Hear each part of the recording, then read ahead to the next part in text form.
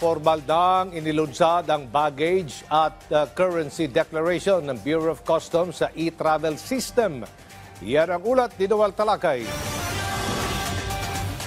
Laking tuwa ngayon ni Art at ng kanyang barkada na galing Hong Kong dahil tanging Bureau of Immigration o BI forms lang ang kailangan nilang sagutan gamit ang e-travel dahil wala naman silang dalang mga gamit at pera na galing Hong Kong. Pero kwento niya, batay sa experience ng kanyang kaanak na kailangan sagutin ang e-travel ng BI at I-declare ng Bureau of Customs o BOC, abala ang dulot anya nito sa kanilang mga traveler lalo na kung connecting flight. Especially pag connecting po yung flight, naghahabol po nung tawag nito, yung next flight. No?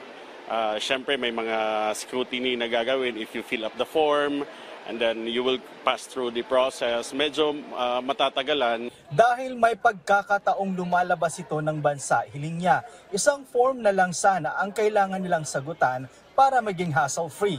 Much better yun kasi sa dami ng pinifill upan natin, medyo hassle nga po sa part namin. Ang hiling na ito ni Art ay mukhang may katuparan na dahil ngayong araw, formal nang inintegrate ang baggage at currency declaration ng BOC sa existing e-travel ng BI para sa lalabas at papasok ng bansa gamit ang lahat ng terminal ng Ninoy Aquino International Airport.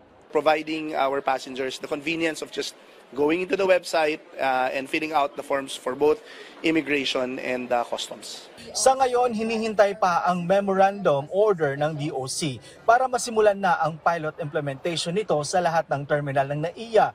Kaya naman, hiwalay pa rin ngayon ang customs declaration sa e-travel system.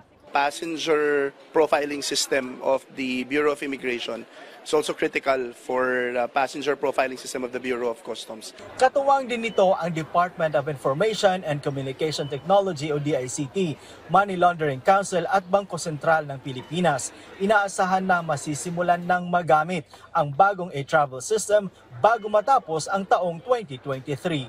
Noel Talakay para sa Bayan.